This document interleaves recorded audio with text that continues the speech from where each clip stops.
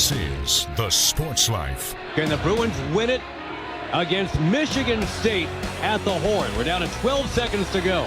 Bounce pass to Daly. He's on the right elbow. He'll drive inside, draw contact, bank it in. 7.5 to go. Now it's all about the defense. He'll storm across, wiggle to the right. 4 seconds, 3 seconds to Aikens. A 3 to win it. No good on the front iron. Ball game. Bruins win. Bruins win. And welcome into the Sports Life. Will Teeman here along with Dalton Scheller, and the Bruins do indeed win. As UCLA knocks off Michigan State, and as Josh Lewin said, there was happiness at Poly Pavilion as UCLA ran their winning streak to 5 straight. As we look at our show for this week, Dalton, one of the things I think people will find interesting is our conversation with Deb Schneider as she continues to try to help us navigate the legalities of what's going on in college sports. And the truth is, good luck. Deb has maybe the hardest job there is right now, but it'll be a lot of fun to get to. And also later on, there was a really special event at Carver Hawkeye Arena this past weekend where Iowa women's basketball upset number 4 USC, kind of thought to be untouchable were the Trojans, but they do it on Caitlin Clark Jersey Retirement Day. We're going to be catching up with the voice of the Hawkeyes, Rob Brooks, about that game and that day. And also, we'll head to Nebraska because Nebraska volleyball legend and icon John Cook has stepped away, and we'll catch up with the radio voice John Baylor to talk a little bit about Cook's legacy.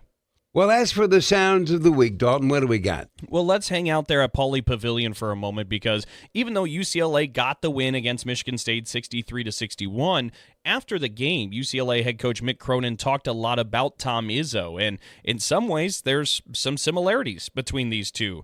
As Mick Cronin explains, Tom Izzo is an inspiration to him. Yeah, I told Dan Guerrero when I was being interviewed that I thought that if I could get a job like UCLA, I could build a program like Michigan State. It's a dead quote from Mick Cronin to Dan Guerrero. You know, and he's been to 7 Final Fours, won a title with class, integrity. He's a leader in his community, his school. I mean, if he's not the dean of college basketball, I don't know who is. You know, so I've looked up to him for a long, long, long time. So since I've come here, I've gotten to know him. We've talked a lot more, especially then once we've joined the Big Ten. But I will tell you, like, for us in the coaching world, he reaches out to anybody that's struggling. Could be a football coach. Pat Fitzgerald went through some stuff. I mean, the guy cares about coaches. He's not about flash. You know, he just cares about players. He cares about coaches. You know, and he's just a great, great guy. So I appreciate him. I look up to him. You know, and I said that when we came here, you know, that they had gotten blown out the year before I got here by Michigan State in Vegas. And we got to play them in Maui, and we battled. We just couldn't score. And it was a huge moment for our program when we were able to beat them at Purdue that night, that cold night, rainy night in March, on our march to the Final Four. It's a huge stepping stone. So, you know, I mean, he's the best. Great. He's become a friend, and he didn't have to be. I mean, you know, there's nothing I can do for him. I mean, he don't need my advice. Although I do, like, you know, sometimes I think he needs to blow off steam. A lot of things bother him, but, you know, a lot of things. But, you know, the state of the game. But at least he hasn't run, you know, a lot of other guys have hung it up. He hasn't. Which is, you know, fortunate for the kids that get to play for him and for their fans. Because I'm sure he don't need any money. I'd be shocked if he needed 10 cents. Right? It'd be easy for him to walk. So it's great for our game that he's stuck around. Mick Cronin, the head basketball coach at UCLA, talking about somebody he admires, Tom Izzo. In Dalton, everything he said was absolutely true, and there's more to it than that. One of Tom Izzo's great assets, and he has many, is that he cares deeply about the game of college basketball and intercollegiate athletics and the people, obviously, that are in it. And so there aren't many people like him, and I'll go on the record as saying there might not be anybody quite like what Tom Izzo does for the people he cares about. I'd say that's absolutely fair, and it's going to be a lot of fun over the next coming weeks to celebrate whenever Tom Izzo becomes the all-time winningest coach in Big Ten basketball history. But speaking of head coaches, and in front of the microphones, there was a bit of a somber moment from Evanston, Illinois. Northwestern head coach Chris Collins announced to the media and the public that his star player, Brooks Barnhizer, is out for the rest of the year, and Chris Collins got a little bit emotional when delivering this message. Here it is. You know, he and I got together over the last couple days and had some real heart-to-hearts, and the decision was made to shut it down. And so he's not going to be with us the rest of the year. It's the right decision, but he left it all out there. You know, and I'm sorry I'm getting emotional, but I love that kid. And to not see him be able to get out there today just sucks. But we're going to play our butts off for him, and he's going to be better for it. Wow, Dalton, I don't know what you say after that. I just don't know what to say. I think it really speaks to the degree and magnitude. If some people maybe can't quite familiarize themselves with it, how much coaches and players really mean to each other. And you could tell in that emotion how much that hurts Chris Collins to see that Brooks is out. But taking the high road, taking the glass half full approach, they are the Wildcats there. Also, I do want to play this, and again, we're actually going to be talking a little bit about this later on with the Nebraska volleyball radio voice, John Baylor. But head coach John Cook, after 25 years patrolling the sideline in Lincoln for volleyball, has decided to hang it up. He led them to 4 national championships, wild success, and he decided to step away. And he actually talked a little bit during his press conference about how he realized it was time. It's today Thursday. Monday morning, I was in Ord, Nebraska. I was there doing a visit to put our spring match there. And they asked me to go over to the Grandview Old People's Home is the best way I can describe it. So I went over and talked to the people that live in Ord, Nebraska. They were super fired up. They're all wearing red. And so and these women are telling me about playing volleyball in the Sandhills in the 50s. It was awesome. And I said, well, how many were on a side? They couldn't remember. But they did remember you could hit the ball twice and it wasn't you wouldn't lose the point. You could actually hit the ball, set yourself and hit it. That was one of the things they said it was in the rules. As I'm walking out, there's this old man, has to be in his 90s. He's on a cane and he's hunched over like this, and I'm walking out the door. He never said a word the whole time, and he goes, Coach, who's going to be the next coach at Nebraska? And I said, that's the decision for our athletic director. And he goes, it's going to be the Louisville girl. And I had one of my cowboy friends with me. He goes, wow, what was that? And I just feel like there was a sign. How did he know?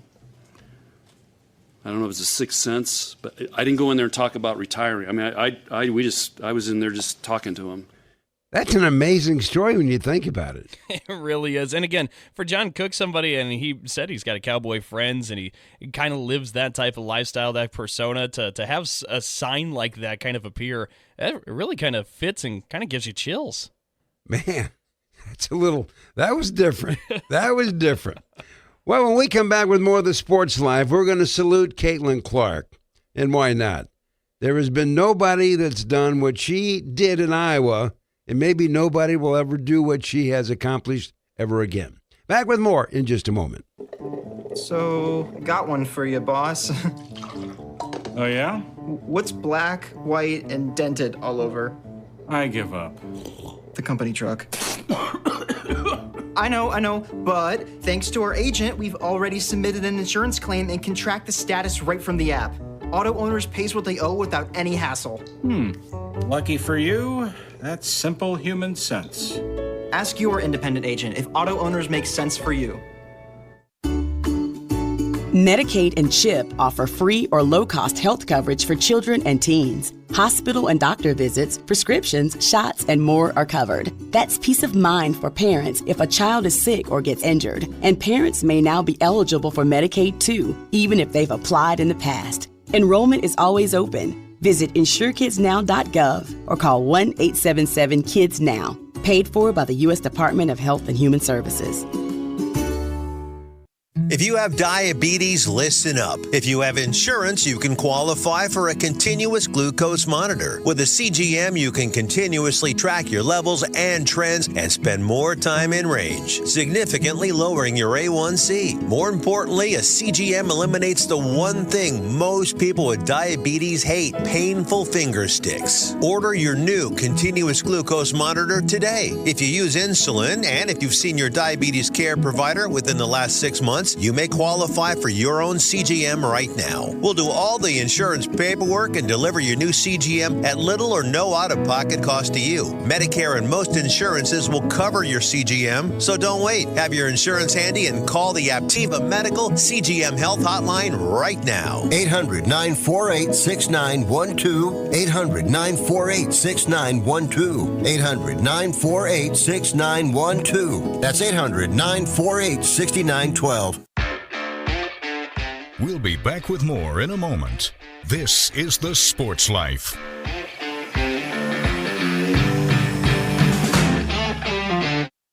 Roxanne Watson is on a mission. Hello, how are you doing today? She wants more people to register as organ, eye, and tissue donors. Are you an organ donor? Yes, I am. Yay. My goal is to sign up the most people in the United States. What drives her? Roxanne's own life was saved through the gift of a heart transplant, made possible by an organ donor. I decided that day that I was going to devote myself to the cause of organ donation and signing people up and honoring my donor by doing that. Now she's back to health, and she's a powerful force helping to save lives every day through her work. Imagine what you can make possible by leaving behind the gift of life. 8 people can be helped with the major organs, and up to 50 people can be helped with a little bit of everything. And when you think about it that way, that you could help that many people, it's amazing. It really is. Learn more and sign up as an organ, eye, and tissue donor. Go to organdonor.gov. A message from the U.S. Department of Health and Human Services, Health Resources and Services Administration.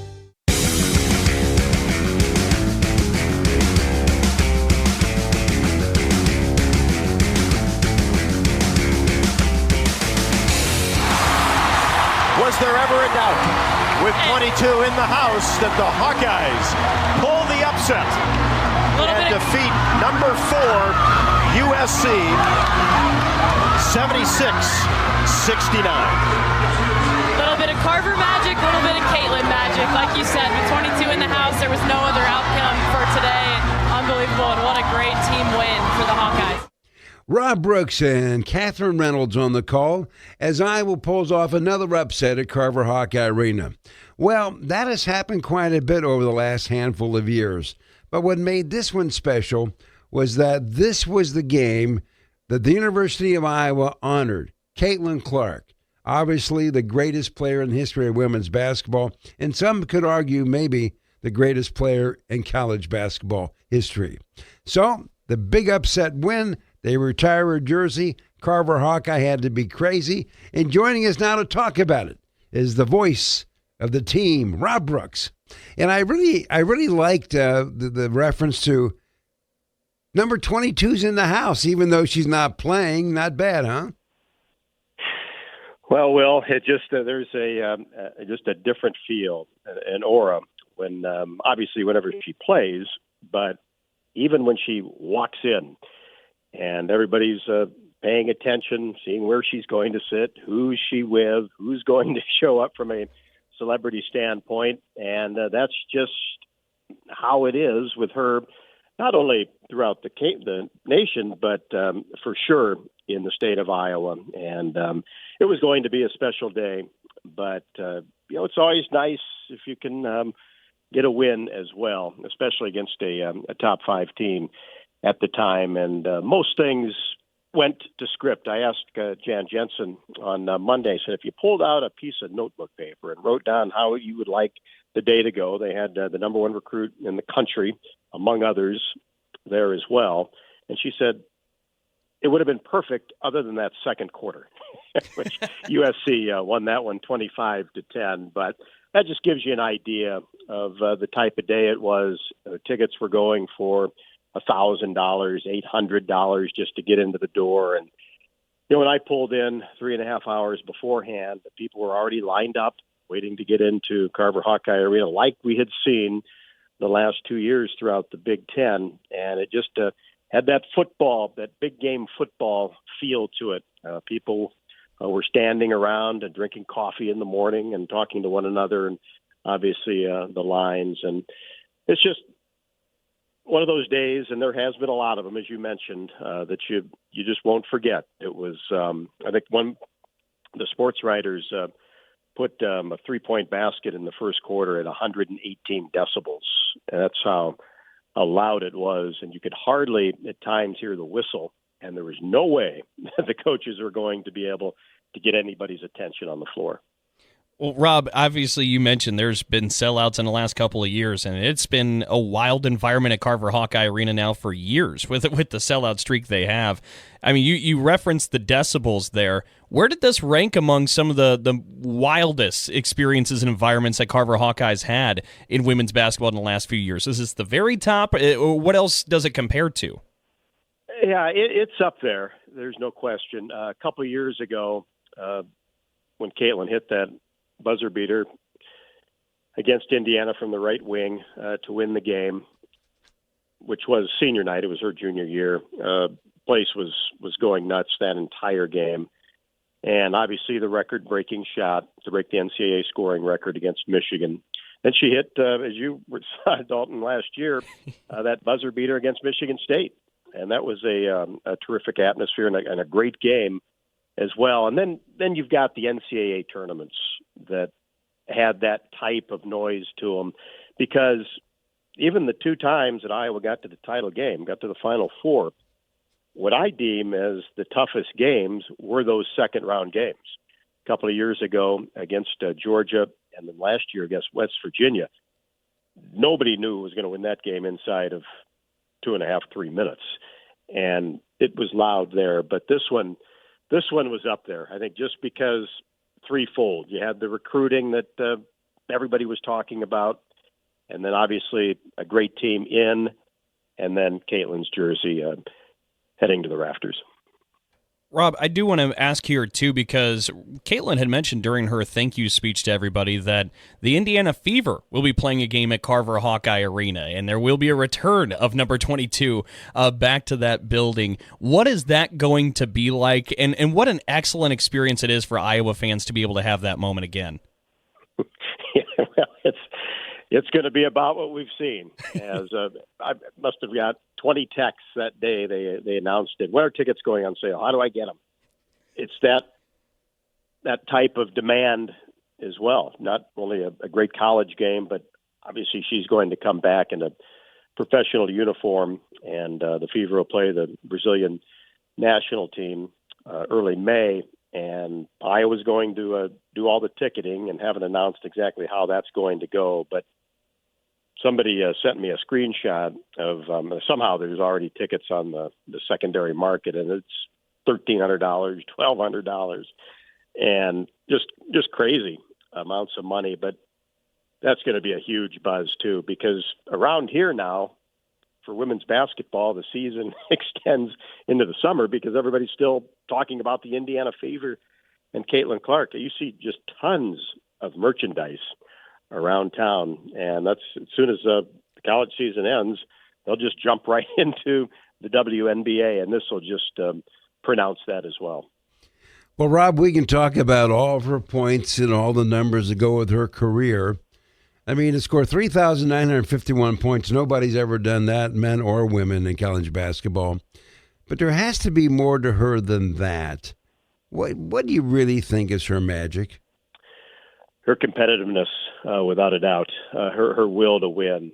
And anybody that's played against her, played with her, coached her, that's the first thing they'll go to. Yeah, she's got all the talent in the world to do what she does on the basketball court, but so do others, Will. I mean, in your career, you've seen hundreds of them, but very few get to the level she is at because of her competitiveness and her work ethic and making other players better. And that's such a short list in athletics, and that's what drives her. It doesn't matter if it's a 3-on-2, 2-on-1 fast break drill in practice, whether they're playing cards at a hotel. she has that will, and it's just within her that she wants to win and has to win, and that's what has driven her entire life.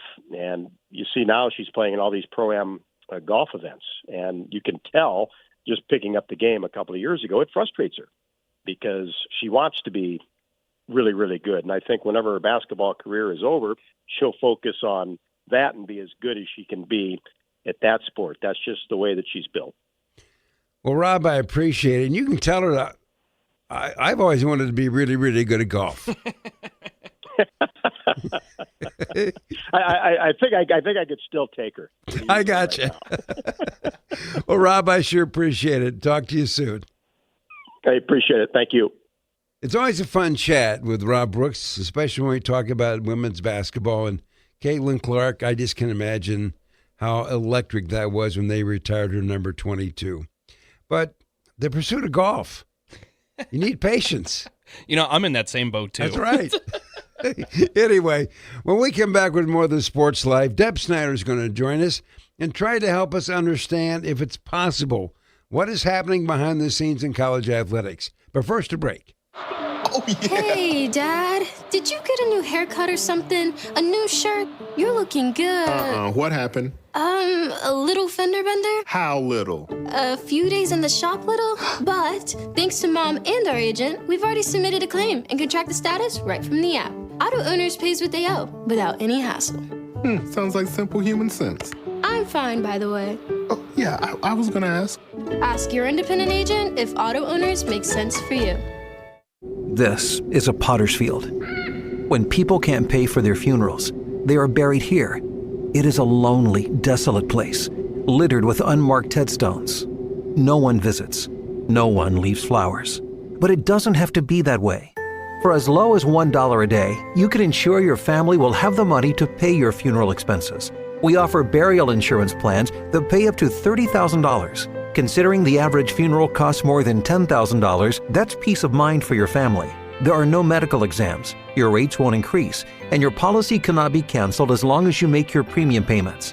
Call now to get approved in minutes and ensure your final resting place is more than just a pauper's grave in a potter's field. 800-562-2407. 800-562-2407. 800-562-2407. That's 800-562-2407. Paid for by Final Expense Direct. We all make choices about alcohol. Kids make choices whether to drink or not. Bye, Dad. Remember, I'm going to Alex's party tonight and sleeping over. Hey, remind me about that party again? And adults make choices whether to talk about it. That's true of parents and every other trusted adult in a kid's life.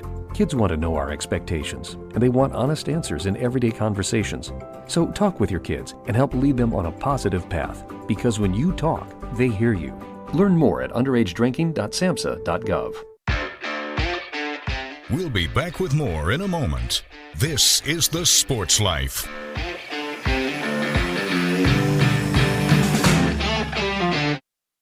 Here's a real-life story that affects 50% of all of us out there.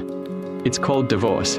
If you've gotten divorced and now you're struggling to pay your bills and your credit card debts are completely out of control, you need to call this special debt relief hotline right now. We help people with all kinds of money problems caused by different life challenges, a divorce, a job loss, even heavy medical bills. All these life events can sometimes financially stress you out and cause you to get out of control. We help people get their lives back by showing them ways to consolidate and reduce their debt, in some cases for a fraction of what they owe. If your credit card balances are more than $10,000, call us and learn how to reduce your credit card bills and monthly payments now. Here's our number. Paid for by Debt.com. Call now, 800-810-1584, 800-810-1584, 800-810-1584. That's 800-810-1584.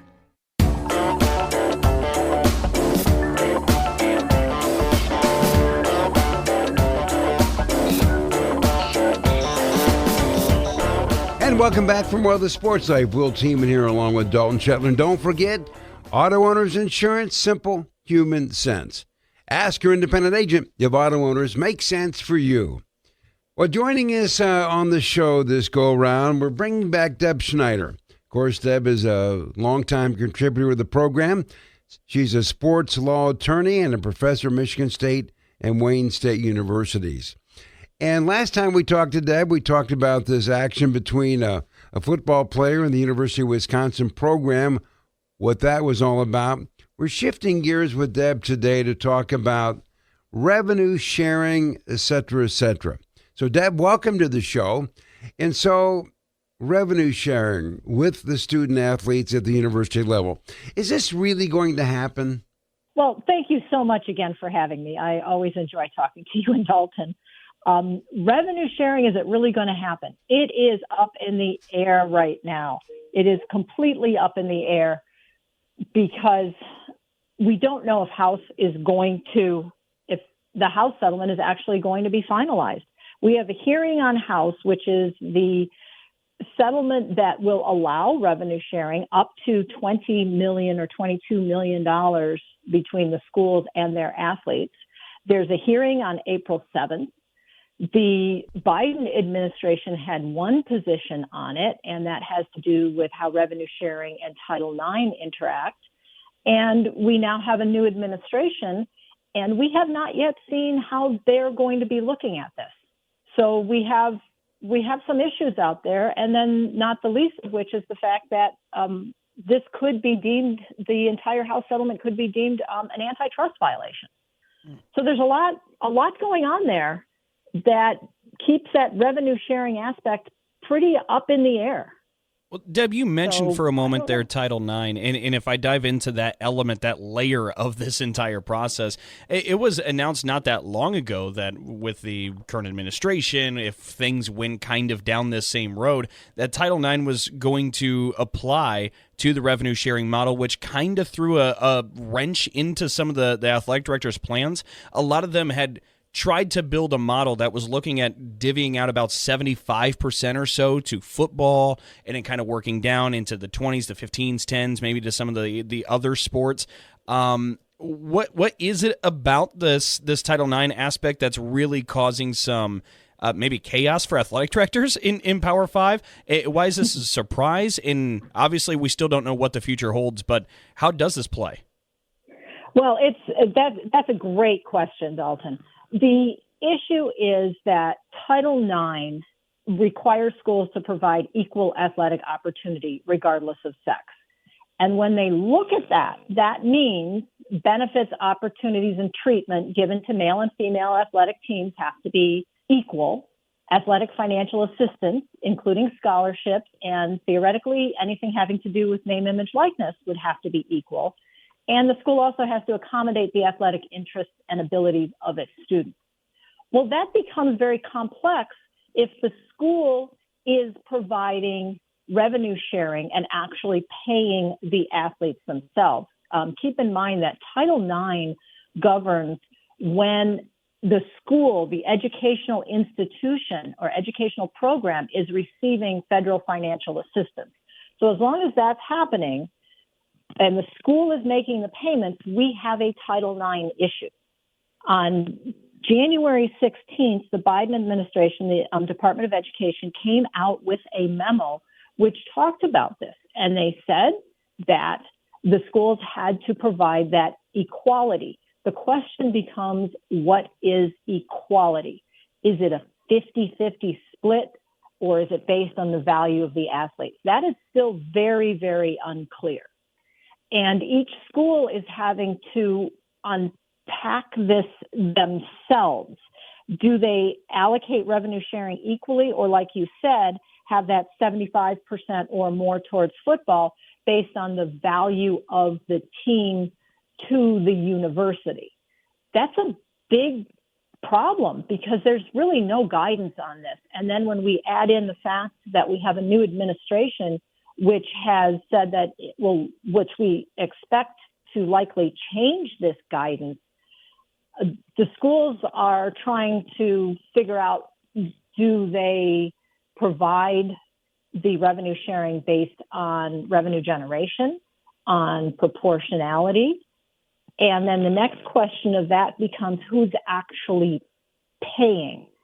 If the university is subject to Title IX, perhaps an outside organization, say a broadcaster or maybe even a collective, would not be subject to Title IX.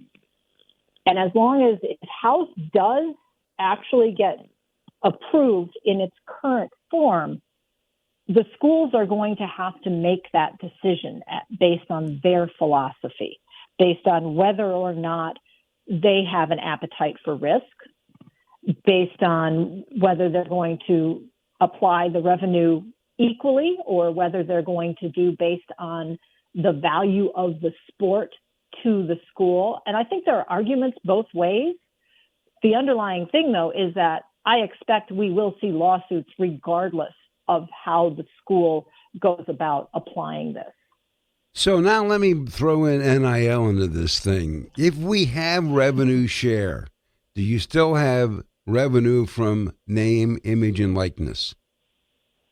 Well, that's where a lot of the schools are looking to get the money, Will, because what they're doing, and that was that Xavier Lucas situation, they are looking to purchase from the athlete their NIL rights, and then the school themselves will go out and sell those NIL rights. So NIL is a big piece of this puzzle because that's where the money's coming from. Most of the athletic departments are not making enough money to take 10, 15, 20 million and funnel it to the athletes, regardless of how they funnel it to the athletes. So we have that issue, is that NIL is really going to be the big piece of that puzzle. The secondary piece of that is how the school supports the students in getting their NIL. So under this Title IX aspect, the benefits, opportunities, and treatment provided to the school, assisting its student athletes in obtaining and managing their NIL agreements, becomes potentially subject to Title IX. There's actually a lawsuit out there in Oregon where the women's volleyball team is alleging that the school is not supporting them equally to the football team. So we have to look at what is the program of the school providing the same availability and quality of sports information? Is it providing the same access to publicity resources? Are the promotional devices equal? All of that has to go into it. And that may not have anything to do with the revenue generation aspect of how we're going to actually divvy up the money, but it may have a lot more to do with how we publicize. So maybe publicity is equivalent based on sex, but then the revenue generation and the divvying up of that aspect is based on proportionality. I remember when all this was so much simpler, but Deb, nonetheless, here we are. I do have two other questions that get away a little bit from the legality of this situation, and I want to shoehorn these in there. So we're going to rapid fire these. One, the financial piece. You just mentioned a moment ago that athletic departments can't really afford to pay the amount that they're talking about with revenue sharing and continue to exist the same way. I mean, we just saw recently Indiana University laid off 25 different positions from their athletic department. You imagine some of it's in preparation of this new day and age. And also there's the report that Ohio State this last year worked at a deficit with its athletic department. And you read that and you're like, I don't know exactly what it all means, but it doesn't sound good. I mean, it seems like there's a real truth to how is any of this sustainable and affordable? I agree. I think that we have a real problem. This is assuming that there's money in the kitty to divvy up and this revenue share.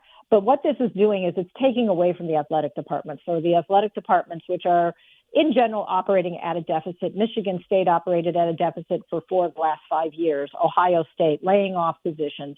I think actually this is going to hurt rather than help collegiate athletics because the schools in general, even in Ohio State, are not making money on their athletics. So where do they get $20 million? We have to look for another source of revenue. And I think that's where NIL comes in because that's how outside influences are actually able to pay the athletes in a roundabout, perhaps indirect manner. And that's going to make all the difference for these universities. That's why NIL becomes so incredibly important. And the issue there is the schools have always been trading off their athletes' NIL through jerseys or video games or whatever, and now they have to share the money. And they're not equipped and they're not set up to figure out how to share that revenue. Okay, Deb, I'm going to go to the other road here. I'm going to make believe I'm an athletic director for a second, and it's my job to balance his budget. Here's where I'm a little foggy, okay? I have a star athlete, and I'm going to buy his NIL rights. And I'm assuming that's a big number. And he's going to get that number, correct? Whatever that number is. We're going to agree to a number, he's going to get it. Now, so I've committed to this athlete so much cash, but I'm going to go out and raise money selling his NIL. So at the end of the day, part of this is to make this work. If I give you, Deb, to be my quarterback $1 million, does that mean the ADs are out there and the fundraisers trying to sell for $2 million so they have some money left? Is that how this is going to work? I think that's exactly how this is going to work. The schools are going to be looking to sell those NIL rights, which quite frankly, they already do. They sell them through broadcast. They sell them through the jerseys. They sell them through the bobbleheads or whatever they've already done. They're selling the objects or the broadcast rights, publicity rights. That's what they've always been doing. And now we're just taking some of the revenue that we're getting from that and providing it to the athletes. The issue with that is that there's going to be a real question as to if we're actually making more than the school was already making, because the athletic director also has the problem of they have to support other sports because, again, circling back to our Title IX, we have to provide equal opportunity to both men and women athletes, as well as revenue generation and non-revenue generation sports. So all of that comes into play. It's one way to potentially make more money because maybe we only would have sold NIL objects for 3 or 4 of the athletes. Now we can sell them for more athletes. Maybe some of the athletes have their own social media presence and they might be worth more than you would otherwise think. And I'm thinking in particular of someone like a Livy Dunn. But that's pretty up in the air as far as how that athletic director is going to balance their budget. Sounds to me like there's a lot of wheeling and dealing about to take place in the little world of intercollegiate athletics. I think you are right on that. As always, it's going to be interesting to watch. Well, Deb, as always, we appreciate you joining us, and I'm sure we'll talk to you soon because this story has a lot of loose ends. Absolutely. Well, thank you again for having me. Always a pleasure to talk to you both. As always, a good chat with Deb Schneider. Well, when we come back with more of the Sports Life, a look at an end of a legacy. It's all coming up right after this. So, got one for you, boss. Oh, yeah? What's black, white, and dented all over? I give up. The company truck. I know, but thanks to our agent, we've already submitted an insurance claim and can track the status right from the app. Auto owners pays what they owe without any hassle. Lucky for you, that's simple human sense. Ask your independent agent if auto owners make sense for you. If you served honorably in our nation's armed forces and you're looking for a way to continue serving your fellow veterans in your community, then join AMVETS. AMVETS members volunteer millions of hours at VA healthcare facilities from coast to coast, helping to improve the lives of their fellow veterans through the VA Voluntary Services Program. AMVETS posts and departments also participate in a wide variety of community service projects. If you no longer wear the uniform today, you can still serve through the AMVETS by joining today at amvets.org. Do you hear that? That's the sound of uncertainty lurking under your hood. You know the feeling. I know I do. That sudden sinking sensation when you see a check engine light or your car unexpectedly breaks down and you're faced with sky-high repair bills. It's time to shield against unexpected repairs with CarShield. CarShield is America's most trusted auto protection company and has an A rating with the Better Business Bureau. Don't let the fear of a breakdown keep you up at night. Trust the Shield, Car Shield, and say goodbye to terrifying repair bills and hello to peace of mind. Your plan also comes with 24/7 roadside assistance, courtesy towing, rental car options, and so much more. Don't wait till it's too late. Call Car Shield now before a breakdown. Protect your wallet. Protect your car with Car Shield. Get our best protection ever. Call now. You'll thank me later. 800-965-1292. 800-965-1292. That's 800-965-1292. We'll be back with more in a moment. This is The Sports Life.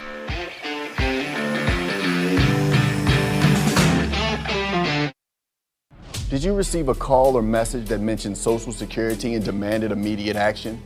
Did the caller know your Social Security number or other personal information and tell you that your Social Security number had been used in connection with the crime? Did you feel worried that your Social Security number might be suspended, your bank account might be frozen or seized, or you could be arrested? That is not the Social Security Administration. Social Security will not threaten you, demand your personal information, or instant payment, email or text you pictures or documents, or use a real government official's name to gain your trust. Social Security does not accept payments by gift card, prepaid debit card, internet currency, or by mailing cash. Criminals use these forms of payment because they are hard to trace. Do not be fooled. Hang up. Ignore them. Report this criminal activity to the Social Security Administration Office of the Inspector General at oig.ssa.gov. Produced at U.S. taxpayer expense.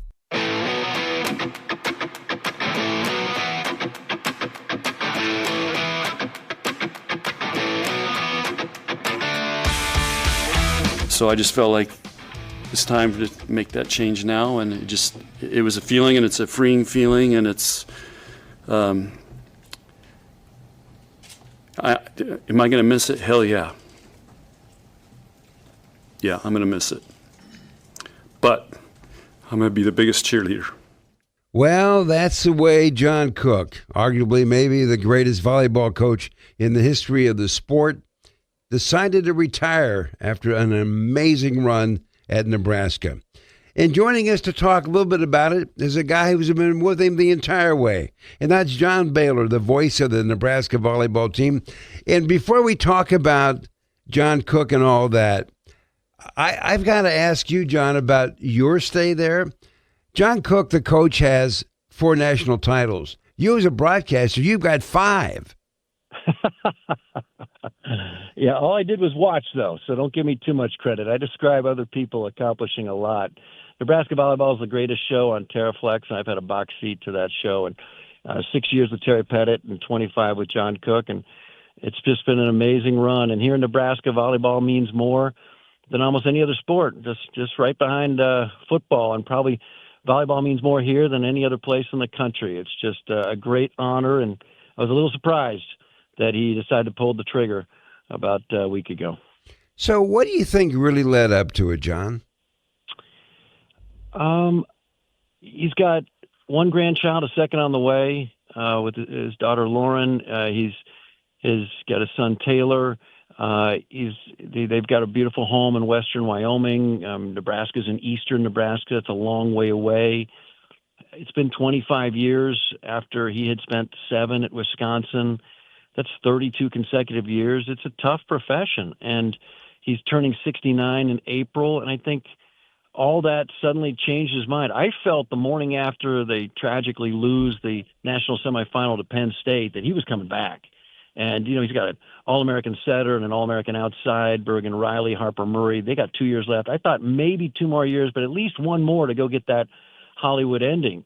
Crowning achievement. It would be his 5th national championship. But I think over the holidays, he looked around at all he was missing back in Wyoming, and the thought of another mountain to climb, 2025 season ahead, and all that goes with it. And I think that's a big part of it. And then I think secondarily, he thought, I got to go get Danny Busboom Kelly. And the longer she stays at Louisville, maybe the less likely she is to say yes. That's a really interesting point. We heard his comments earlier about that move there at the coaching spot. John, I want to ask you, when we talk about John Cook, I mean, we talk about the 4 national championships, we talk about 25 years, wild success. How should people remember him? What is John Cook's legacy?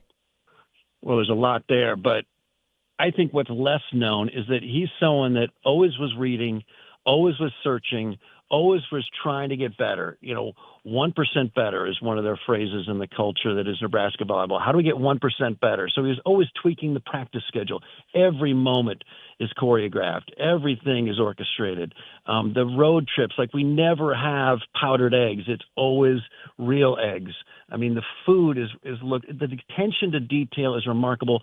And in his late 50s, guys, 10 years ago, he hit a wall and he thought about leaving then.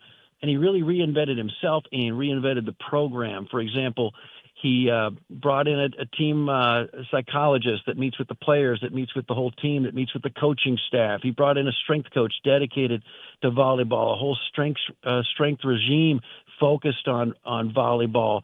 So many little things, little experts, little tweaks that together really had a huge impact. And we just saw that starting in 2015. And remember, from 2009 to 2014, that's 6 seasons, Nebraska went to 0 Final Fours. And in 2015, it started what I call the golden age of Nebraska volleyball. The last 10 seasons, Huskers have been to 7 Final Fours. 7 Final Fours in 10 years, 5 championship matches in 10 years. All of that were the fruits of the reinvention of himself and the program that started around 2010. There's an old saying, John, we've all heard this. When you get to be the new coach, all the old coaches tell you, don't win too much too fast. Then his first year, 34-0, and he's a national champ. Did anybody say, well, where do you go from there? I don't remember anyone, but he says now that he thought to himself, I've got all the answers. And one thing he's learned in the 24 somewhat humbling seasons since, that the more you coach, the less you know. And that's what really fueled him. He was always searching, always trying to figure out what's the edge, what's the change. I'll just give you some examples. I mean, we lost in 2004 in Louisville, ironically, in the regional final to USC because we just had a libero that wasn't as strong as their libero, and he realized, okay, we got to go get an elite libero every year and use one of our 12 scholarships. That's just one example. Here's another example. In 2015, again, after this process, psychologists, a lot of culture building, the now assistant coach, then the starting setter, as a redshirt sophomore, Kelly Hunter, asked Coach Cook, please don't stand up during matches. I mean, you've already done the hard work. We already know what we're expected to do.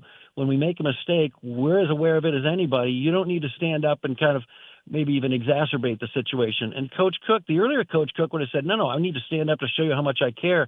The new evolved Coach Cook sat down. He never stood during matches since 2015, the last 10 years. So he just I'm inspired by it because in his late 50s, he reinvented himself, and now he's in his late 60s, and he just was always evolving, and he was doing his best work at the end of his career.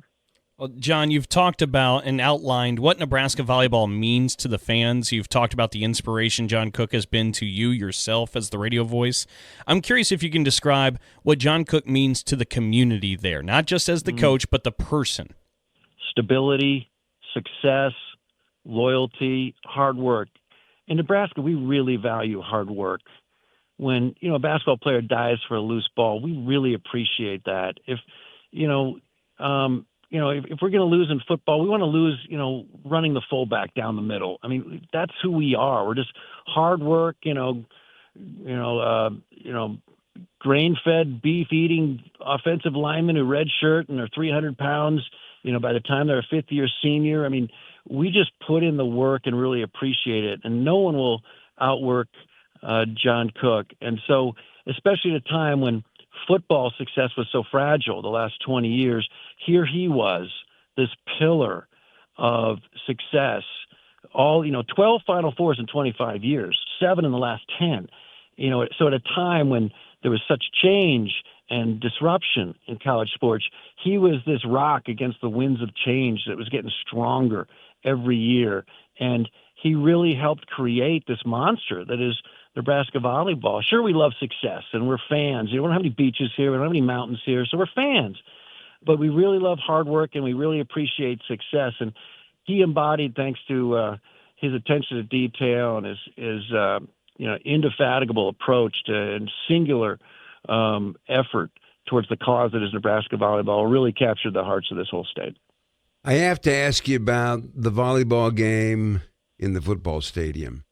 When that first came up in conversation, did you think it would really work? Did you think you'd get over 92,000 people at Memorial Stadium? Yes and no. Yes, that I thought it would work because he had been talking about it. It had been discussions, at meals on road trips for years. Like, okay, we got to go to the football stadium. 3 years or so. So it was already part of the narrative, within the inside, leaders of the program, and I presume within the athletic department. So the question was when and how, and how do you choose a night that you're not going to get blistering Nebraska heat or 25 mile an hour Nebraska winds or worse, But 92, I was thinking 40. I mean, we can fill up our basketball rate of 14,500 any night we want. Any night we could have 14,000. Rutgers could come in. We'd have 14,500. We've been sold out for regular season matches at the 8,600 capacity Devaney Center since 2013, since we moved there, and prior to that, the Coliseum since 2001. So sellouts aren't a problem when it's 14,500 capacity. When you have a 92,000 capacity, I thought we might go 40,000, but then within 48 hours we had 80,000, and we were within reach of a record. And so they opened up the additional seats. Then you realize, oh my goodness, this is global. This is going to capture the imagination. These images, when you see those still photographs or any video from that match, you're moved by it because what it suggests about women's sports, about a love affair between a program and a sport and a region, a state, really. So anyway, that's not surprising. That's Nebraska athletics. I know at Wisconsin, Michigan State, they present sports so well, but I can't imagine anyone doing it better than the University of Nebraska at Lincoln, whether it's football, volleyball. They just know how to put on a spectacle, and it was illustrated that night. Well, John Baylor, longtime voice of this Nebraska volleyball team, thanks for sharing your thoughts. And by the way, congratulations to you for having one of the greatest seats in the house. I'm pretty fortunate. I never take it for granted. Thanks, gentlemen. What a fun chat with John Baylor. I bet he could go on and on and on with stories. And when your team is good, the stories are pretty good as well. When we come back with more of the Sports Life, our parting shots in just a moment. Oh, yeah. Hey, Dad. Did you get a new haircut or something? A new shirt? You're looking good. What happened? A little fender bender. How little? A few days in the shop little. But thanks to Mom and our agent, we've already submitted a claim and can track the status right from the app. Auto Owners pays what they owe without any hassle. Sounds like simple human sense. I'm fine, by the way. Oh, yeah, I was going to ask. Ask your independent agent if Auto Owners makes sense for you. Everything is expensive right now. Gas, food, you name it. You're spending more, you are making the same or less money. So, what do? You rack up credit card debt. That's what you do. It's not your fault. It's the economy. And guess what? If you rack up too much credit card debt like some of us, you can't pay your bills. Then the credit card companies, as nice as they are, start hounding you for money. Then you start your downward spiral. A smart thing for you to do is to call the Zero Debt. They can help you consolidate all your credit card bills into one affordable payment. Millions of people have done it. It works to make you debt-free. Make this free call right now. It costs you nothing to learn more. 800-298-9093. 800-298-9093. 800-298-9093. That's 800-298-9093. We are strong, we are resilient, and we will get through this together. But these are stressful times, and it's important to also practice good self-care. It's normal to feel overwhelmed, anxious, or afraid. But there is hope. Reach out to someone, connect with your friends, stay in touch with your community, and know that you are not alone. Learn more at wearebroadcasters.com/hope. Furnished by the National Association of Broadcasters and this station. We'll be back with more in a moment. This is The Sports Life.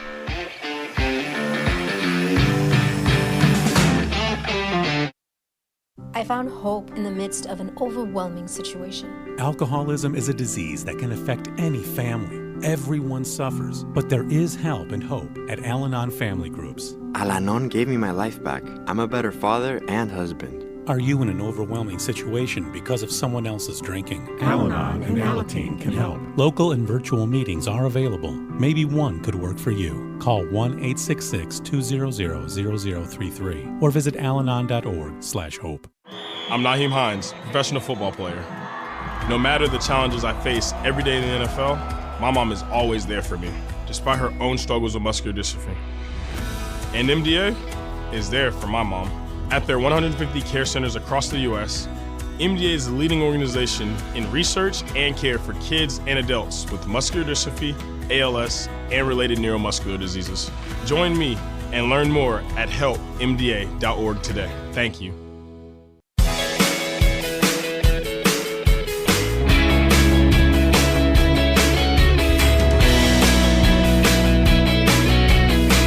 And welcome back for more of the Sports Life. Will Tiemann here along with Dalton Shetler.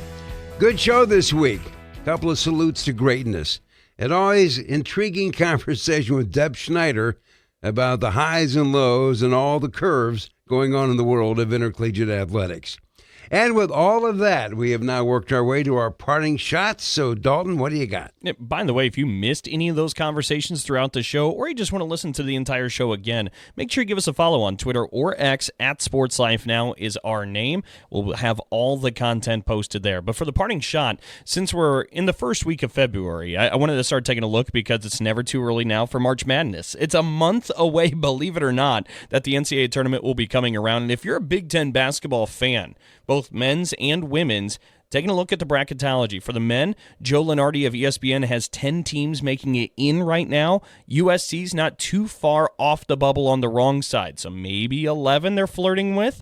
On the women's side, they're talking about maybe 13 teams making it into the NCAA tournament from the Big Ten Conference. So overall, if you're a Big Ten basketball fan, you could have 23 or 24 teams potentially to watch and root for throughout March Madness, and I think that is incredible. Obviously, it's a byproduct of conference realignment, right? And it's a big league. But when you talk about 23 or 24 combined, that's simply insane. How about just one winning it? What do you think? Is that good? Well, I had a chance to do a game the other day at Poly Pavilion, which led me into the record books. I just was curious about the history of the place.